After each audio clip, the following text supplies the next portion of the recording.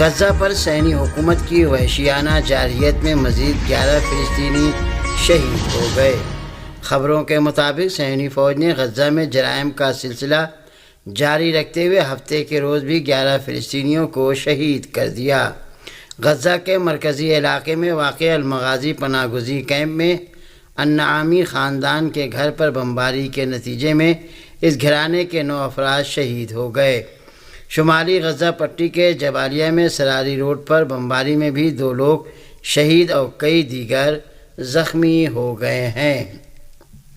فلسطین کی اسلامی مزاحمتی تحریک حماس کے سینئر رکن اسامہ حمدان نے ایک بیان میں کہا ہے کہ قابض حکومت غزہ پٹی سے مکمل جنگ بندی اور انخلا کو قبول کرنے سے انکاری ہے۔ میڈیا سے گفتگو کرتے ہوئے اسامہ حمدان نے بتایا کہ ہم نے مکمل جنگ بندی اور قیدیوں کے تبادلے سمیت ایک جامع منصوبہ پیش کیا، لیکن صہیونی حکومت نے اسے قبول نہیں کیا۔ انہوں نے کہا کہ قابض حکومت معاہدے کی راہ میں روڑے اٹکا رہی ہے اور بنجامن نیتن تمام صہیونی قیدیوں کو قتل کر کے اس کیس سے چھٹکارا حاصل کرنا چاہتے ہیں۔ حمدان نے مزید کہا کہ اس سے پہلے ہم نے غزہ پٹی سے قابض حکومت کی فوج کے بتدریج اور مرحلہ وار انخلا کے منصوبے سے بھی اتفاق کیا تھا، لیکن اسرائیل نے اس حل کو بھی مسترد کر دیا۔ انہوں نے کمال عدوان اسپتال پر صہیونی فوج کے حملے کے بارے میں کہا کہ اس اسپتال سمیت غزہ پٹی کے شمال میں 75 دنوں سے امریکیوں کی آنکھوں کے سامنے قتل و غارت گری ہو رہی ہے۔ حمدان نے مزید کہا کہ کمال عدوان اسپتال پر حملہ منصوبے کے تحت کیا گیا ہے تاکہ شہریوں کی بقا کے لیے ضروری شہری انفراسٹرکچر کو تباہ کیا جا سکے۔ غزہ پٹی کے مختلف علاقوں پر غاصب صہیونی فوج کے جاری جرائم اور شدید بمباری کا سلسلہ، جس میں ہر روز دسیوں افراد شہید اور زخمی ہو رہے ہیں اور بڑے پیمانے پر قحط و تباہی ہو رہی ہے، 449ویں روز بھی جاری ہے۔ دوسری جانب غزہ میں صہیونی حکومت کے جرائم کی مذمت کا سلسلہ بھی جاری ہے۔ شمالی غزہ پٹی میں واقع کمال عدوان اسپتال پر صہیونی فوج کے حملے میں میڈیکل عملے کے کئی افراد آگ میں جل کر شہید ہو گئے۔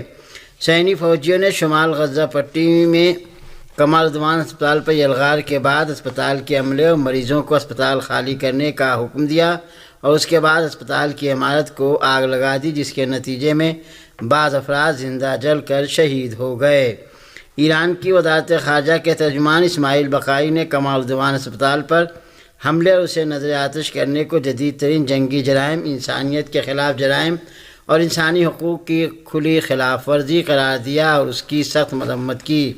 وزارت خارجہ کے ترجمان نے اپنے بیان میں کہا کہ ان جرائم کا مقصد غزہ کے نظام صحت کو پوری طرح تباہ و برباد کرنا اور زخمی مردوں، عورتوں، بچوں اور بیماروں کو کم ترین وسائل تک دسترس سے محروم کرنا ہے۔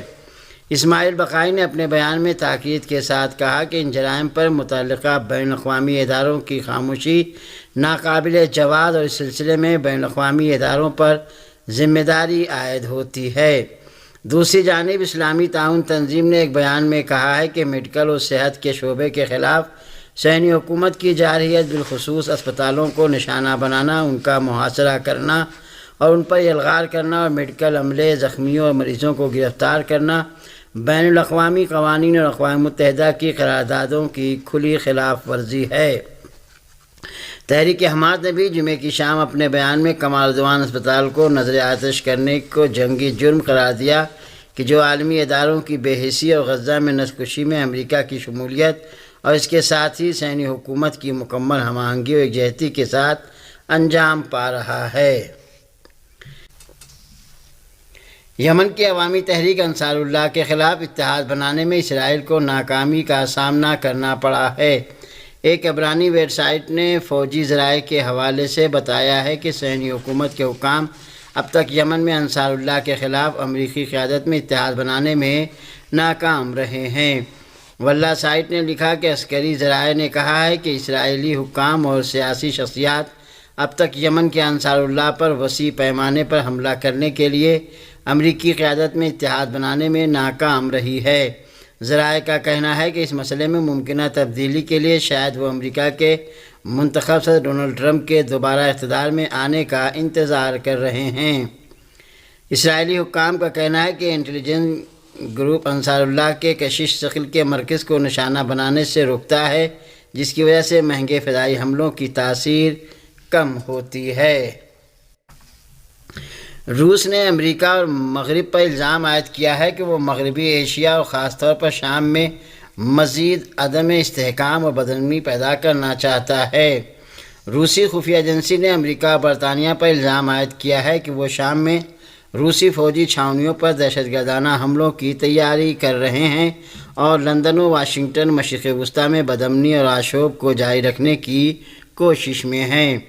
اسپوٹنک نیوز ایجنسی نے روسی خفیہ ایجنسی کے حوالے سے اپنی ایک رپورٹ میں لکھا ہے کہ لندن اور واشنگٹن نے داعش کے آپریشنل کمانڈروں کو ڈرون طیارے دیے ہیں تاکہ ان کی مدد سے وہ شام میں روسی چھاؤنیوں پر حملے کریں۔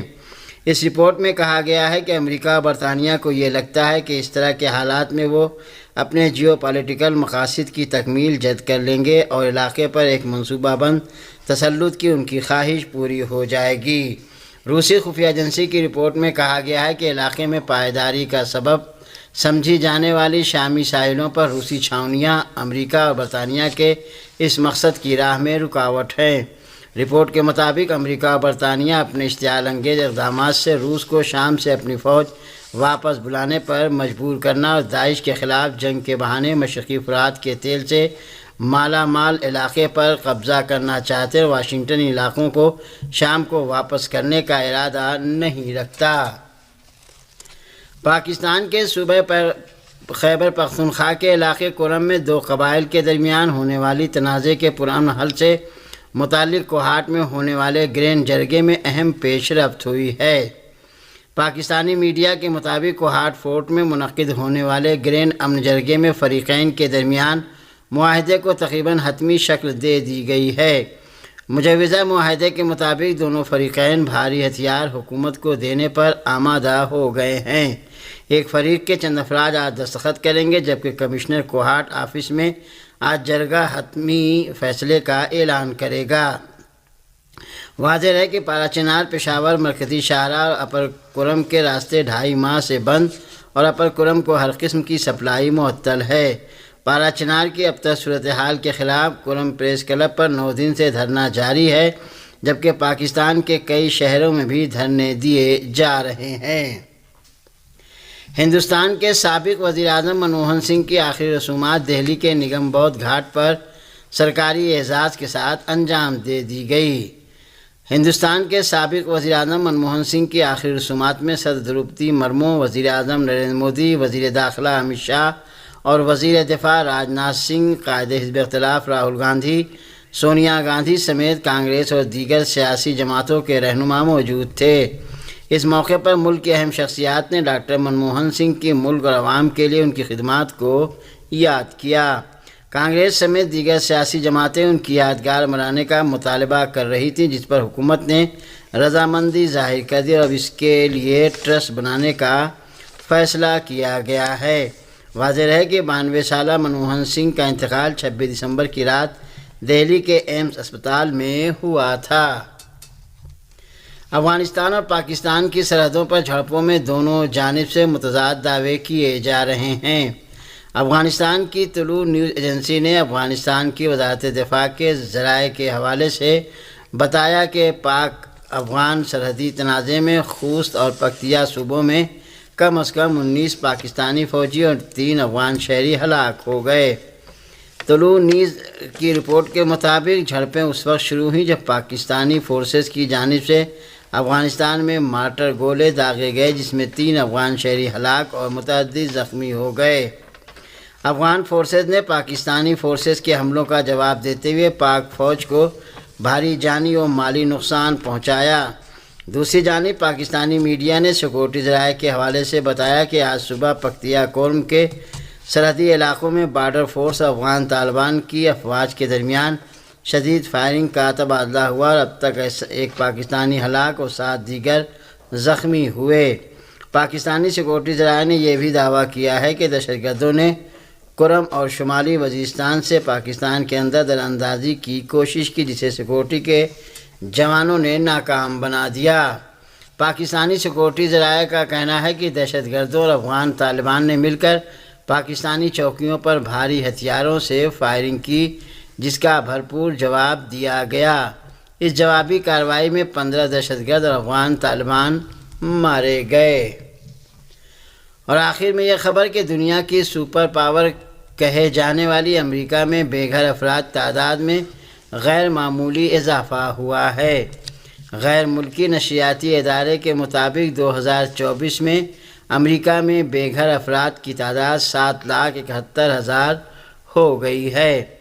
अमेरिकी इदारा बराए हाउसिंग और अर्बन डेवलपमेंट के आदाद शुमार के मुताबिक अमेरिका में छत से महरूम आबादी में गुज़श्ता साल की निस्बत रवां साल 18% इजाफ़ा देखने में आया है। माहिरीन के मुताबिक अमेरिका में सस्ती रिहाइश के मौक़े न मिलने की वजह से इस शरह में मुसलसल इजाफ़ा हो रहा है। इदारे के मुताबिक ये अब तक के सबसे ज़्यादा आदाद शुमार हैं। बहुत सारे अफराद आर्जी महफूज पनाह गाहों में मुकीम हैं, जिन्हें किसी भी सूरत में घर नहीं कहा जा सकता।